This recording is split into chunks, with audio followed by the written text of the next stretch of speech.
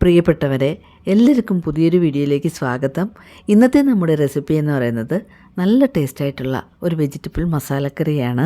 ചോറിൻ്റെയും ചപ്പാത്തിയുടെ കൂടെയൊക്കെ കഴിക്കാൻ പറ്റിയ നല്ല ബെസ്റ്റ് കോമ്പിനേഷനായിട്ടുള്ള ഒരു കറിയാണിത്. ഈ കറി തയ്യാറാക്കി എടുക്കുന്നതിന് വേണ്ടിയിട്ട് ഞാനിവിടെ ഒരു പച്ചക്കായയും ഒരു പടവലങ്ങയും എടുത്തിട്ടുണ്ട്. വാഴക്കായ്ക്ക് ഞങ്ങളുടെ നാട്ടിൽ പച്ചക്കായ എന്നാണ് പറയുന്നത്. ആദ്യം തന്നെ ഈ പച്ചക്കായ ക്ലീൻ ചെയ്ത് ഇതിൻ്റെ കറ കളയുന്നതിന് വേണ്ടിയിട്ട് ഞാനിവിടെ കുറച്ച് മോരൻ വെള്ളത്തിലിട്ട് വയ്ക്കുകയാണേ. കായ രണ്ടായിട്ട് നെടുകെ കീറിയെടുത്തതിന് ശേഷം പിന്നീട് ഓരോന്നും രണ്ടായിട്ട് വീണ്ടും കീറിയെടുക്കണം കേട്ടോ. കനം കുറച്ച് കീറിയെടുത്ത ഈ പച്ചക്ക വീണ്ടും ഓരോന്നും 3 പീസാക്കി മുറിച്ചെടുക്കണം. എന്താ ഇതുപോലെ മുറിച്ചെടുത്ത ഈ കായ കഷ്ണങ്ങൾ ഇതിൻ്റെ കറ മാറി കിട്ടുന്നതിന് വേണ്ടിയിട്ട് 5 മിനിറ്റ് സമയം ഈ മോരും വെള്ളത്തിയിട്ട് വെച്ചേക്കാം. പടവലങ്ങയെ നമുക്കിതുപോലെ ഒന്ന് മുറിച്ചെടുക്കാം. പടവലങ്ങയ്ക്ക് പിന്നെ കറയൊന്നുമില്ലല്ലോ, മോരും വെള്ളത്തിൽ ഇട്ട് വയ്ക്കേണ്ട ആവശ്യമൊന്നുമില്ല. ഇതിൻ്റെ അകത്തെ അരിയൊക്കെ ഒന്ന് മാറ്റി കളഞ്ഞതിന് ശേഷം പച്ചക്കായ അരിഞ്ഞ അളവിൽ തന്നെ നമുക്കിത് മുറിച്ചെടുക്കാം. നേരത്തെ മോരും വെള്ളത്തിലിട്ട് വെച്ചിരുന്ന പച്ചക്കായ വെള്ളമൊക്കെ ഒന്ന് വാർത്ത് കളഞ്ഞതിന് ശേഷം നമുക്കൊന്ന് ഫ്രൈ ചെയ്തെടുക്കണം. അതിനായിട്ട് ഞാനിവിടെ ഒരു കടായി സ്റ്റവയിലേക്ക് വെച്ച് അത് ചൂടായി വരുമ്പോൾ 2 ടേബിൾ സ്പൂൺ അളവിൽ വെളിച്ചെണ്ണ ഒഴിച്ച് കൊടുക്കുകയാണ്. നോൺ സ്റ്റിക്ക് കടായിയാണ് ഞാനിവിടെ എടുത്തിട്ടുള്ളത്. നമ്മുടെ പച്ചക്കായയിലെ വെള്ളമൊക്കെ നല്ലതുപോലെ വാർന്നു പോയിട്ടുണ്ട്. ഇനി ഈ ചൂടായ എണ്ണയിലേക്ക് ഓരോന്നായി പറക്കിയിട്ട് നന്നായിട്ടൊന്ന് ഫ്രൈ ചെയ്തെടുക്കാം. തീ ഒരുപാട് കുറച്ച് വെക്കരുത് കേട്ടോ.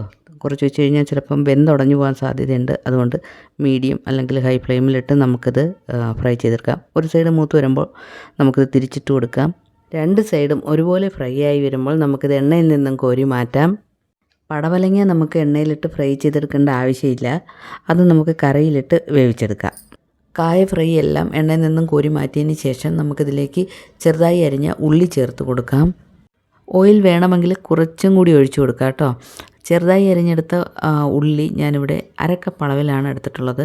അതായത് ഏകദേശം 125 ഗ്രാം അളവിലെടുത്തിട്ടുണ്ട്. സവാള നന്നായിട്ടൊന്ന് വഴന്ന് കിട്ടണം. ഈ സമയം നമുക്കിതിൽ ചേർക്കാനുള്ള അരപ്പ് തയ്യാറാക്കാം. അതിനായിട്ട് ഞാനിവിടെ കുറച്ച് തേങ്ങ ചിരകി എടുത്തിട്ടുണ്ട്. ഏകദേശം 1/4 കപ്പ് അളവിലാണ് തേങ്ങ ചിരകിയത് എടുത്തിട്ടുള്ളത്. ഇതിലേക്ക് 2 ഏലക്ക, 2 ചെറിയ പീസ് കറുവപ്പട്ട, 2 ഗ്രാമ്പു ഇത്രയും കൂടി ചേർത്ത് കൊടുത്ത് മിക്സിയുടെ ചെറിയ ജാറിലേക്കിട്ട് അല്പം വെള്ളവും കൂടി ഒഴിച്ച് നല്ലതുപോലെ നരച്ചെടുക്കാം. ഈ സമയം കൊണ്ട് നമ്മുടെ ഉള്ളിയൊക്കെ നന്നായിട്ട് വഴന്ന് കിട്ടിയിട്ടുണ്ട്. ഇനി ഇതിലേക്ക് ഇഞ്ചി വെളുത്തുള്ളി പേസ്റ്റ് ചേർത്ത് കൊടുക്കാം. 1 ടേബിൾ സ്പൂൺ അളവിലാണ് ഇഞ്ചി വെളുത്തുള്ളി പേസ്റ്റ് ചേർത്ത് കൊടുക്കുന്നത്. അതിനുശേഷം ഇത് നല്ലതുപോലെ ഒന്ന് മൂപ്പിച്ചെടുക്കണം. നല്ലതുപോലെ ഒന്ന് ഇളക്കി കൊടുക്കുക. ഇഞ്ചി വെളുത്തുള്ളിയൊക്കെ നന്നായിട്ട് മൂത്ത് വരുമ്പോൾ നമുക്കിതിലേക്ക് പൊടികൾ ചേർത്ത് കൊടുക്കാം. ഇഞ്ചിയും ഉള്ളിയൊക്കെ നന്നായിട്ട് മൂത്ത് വന്നിട്ടുണ്ട്. ഇനി ഇതിലേക്ക് മുളക് പൊടി ചേർത്ത് കൊടുക്കുകയാണ്. ഞാനിവിടെ കാശ്മീരി മുളക് പൊടി 1.5 ടീസ്പൂൺ അളവിലാണ് ചേർത്ത് കൊടുക്കുന്നത്. കൂടെ തന്നെ 1/2 ടീസ്പൂൺ അളവിൽ മഞ്ഞൾപ്പൊടിയും ചേർത്ത് കൊടുത്തിട്ടുണ്ട്. ഇനി ഇത് നന്നായിട്ടൊന്ന് ഇളക്കി കൊടുക്കാം. തീ നല്ലതുപോലെ കുറച്ച് വയ്ക്കണം. തീ കൂടിക്കഴിഞ്ഞാൽ ഈ മുളക് പൊടിയും മഞ്ഞൾപ്പൊടിയൊക്കെ കരിഞ്ഞു പോകാൻ സാധ്യതയുണ്ട്. അതുകൊണ്ട് തീ നന്നായിട്ട് കുറച്ച് വെച്ച് നമുക്കിത് നല്ലതുപോലെ ഇളക്കി ഈ പൊടികളുടെ പച്ചമണം മാറുന്നത് വരെ ഒന്ന് മൂപ്പിച്ചെടുക്കാം. ഇനി ഇതിലേക്ക് മല്ലിപ്പൊടി ചേർത്ത് കൊടുക്കാം. ഞാനിവിടെ വറുത്ത മല്ലിപ്പൊടിയാണ് ചേർത്ത് കൊടുക്കുന്നത്. 2 ടീസ്പൂൺ അളവിലാണ് മല്ലിപ്പൊടി ചേർത്ത് കൊടുക്കുന്നത്.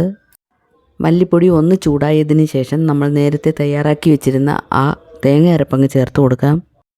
വെള്ളം വളരെ കുറച്ച് ചേർത്ത് അരച്ചെടുത്തതാണ്. ഈ തേങ്ങ അരപ്പ് ചേർത്തതിന് ശേഷം നല്ലതുപോലെ ഒന്ന് ഇളക്കി നമുക്കിതൊന്ന് ഇതിൻ്റെ വെള്ളമൊക്കെ ഒന്ന് വറ്റിച്ചെടുക്കാം. ഫ്ലെയിം അല്പം കൂടി കൂട്ടി വെച്ച് കൊടുക്കാം. അതിനുശേഷം നല്ലതുപോലെ ഒന്ന് ഇളക്കി ഇതിൻ്റെ വെള്ളമൊക്കെ ഒന്ന് വറ്റിച്ചെടുക്കാം. ഈ സമയം നമുക്കിതിൽ ചേർക്കാനുള്ള തൈര് എടുത്ത് വയ്ക്കാം. അത്യാവശ്യം പുളിയുള്ള തൈര് തന്നെ എടുക്കണം. 1 കപ്പ് അളവിലാണ് തൈര് ഞാനിവിടെ എടുക്കുന്നത്. നല്ല കട്ട തൈര് തന്നെയാണ് എടുത്തിട്ടുള്ളത്. ഈ തൈര് മിക്സിയിലൊന്ന് അടിച്ചെടുക്കാം. കട്ടയൊന്നുമില്ലാതെ നല്ല സ്മൂത്തായിട്ട് തന്നെ അടിച്ചെടുക്കാം. വെള്ളമൊന്നും ചേർക്കേണ്ട ആവശ്യമില്ല. നമ്മുടെ തേങ്ങ അരപ്പിൻ്റെ പച്ചമണമൊക്കെ മാറി വന്നിട്ടുണ്ട്. ഇനി നമുക്കിതിലേക്ക് അടിച്ചെടുത്ത തൈരങ്ങ് ചേർത്ത് കൊടുക്കാം.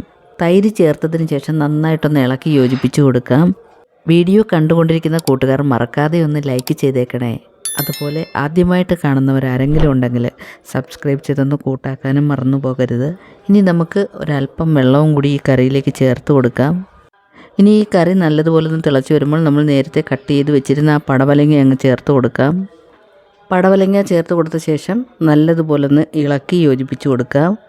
നമ്മൾ ഈ കറിയിലേക്ക് ഇതുവരെ ഉപ്പൊന്നും ചേർത്തിട്ടില്ലായിരുന്നു. ഇനി ഇതിലേക്ക് ആവശ്യമായിട്ടുള്ള ഉപ്പ് ഇപ്പോൾ ചേർത്ത് കൊടുക്കാം. ഇനി ഇത് നന്നായിട്ടൊന്ന് ഇളക്കി യോജിപ്പിച്ച് കൊടുത്ത ശേഷം അടച്ച് വെച്ച് 5 മിനിറ്റ് സമയം വേവിച്ചെടുക്കാം. തീ ഒരുപാട് കൂട്ടി വയ്ക്കരുത്, മീഡിയം ഫ്ലെയിമിലേക്ക് ആക്കി കൊടുക്കുക.